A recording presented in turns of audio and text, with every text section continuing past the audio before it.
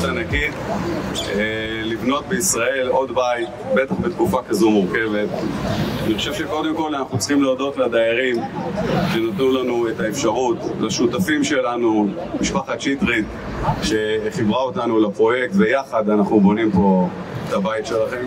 תודה לדיירים שבחרו בנו, שנתנו לנו את האמון, וברוך השם הגענו לרגע כזה מרגש. אנחנו לא רואים היום בתקופה של היום הרבה התחלות בנייה והרבה מימושים, וזכינו באמת להתחבר עם חברת שדור.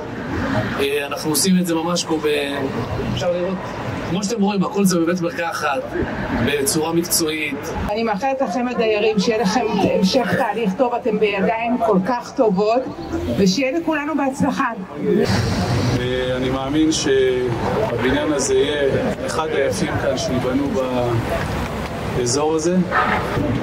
ותודה רבה לכם הדיירים, אני מאחל לנו הרבה הצלחה, יש עוד דרך ארוכה לפנינו, ובעזרת השם יחזרו כל החטופים במהרה, ונאחל לכם חג פסח שמח וקשר.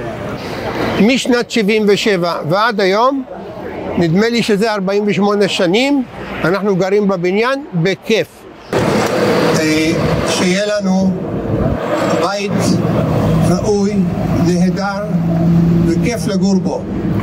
אני יכול להגיד לכם, עשיתי הרבה מאמץ גם לבדוק שהיזם ושהקבלן שיבצע הם אנשים ראויים, ואנחנו מברכים אותם להצלחה, כי הצלחה שלהם היא גם הצלחה שלנו.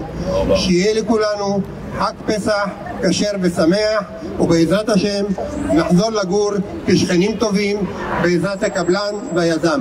לוי שטרית ושרון שטאור. תודה רבה לכולם.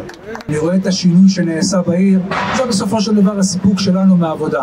וכשאני רואה שילוב כזה מקסים בין חברת שטרית לבין שדור, שרון, אז התוצאות גם נראות, ואתם תראו בתקופה הקרובה איך הבניין צץ ומתרומם. זו המטרה שלנו כמנהלת, לראות את פתח תקווה משתנה, לראות את פתח תקווה מתחדשת, ותראו איך אתם קרובים לשכונה החדשה, ממש בתוך השכונה החדשה. וזה התחיל אז בזמנו בתור תמ"א 38/1 חיזוק, והגישו נגדנו צו מניעה, עברנו תלאות יחד עם הנושא הזה של הבניין. מה שאני רוצה להגיד, דבר אחד, אנחנו מצאנו את חברת שדור שהתמזגנו איתם. אני חושב שאנחנו נעשה כברת דרך ארוכה בעזרת השם, ושיהיה לכם בהצלחה, ואנחנו אוהבים.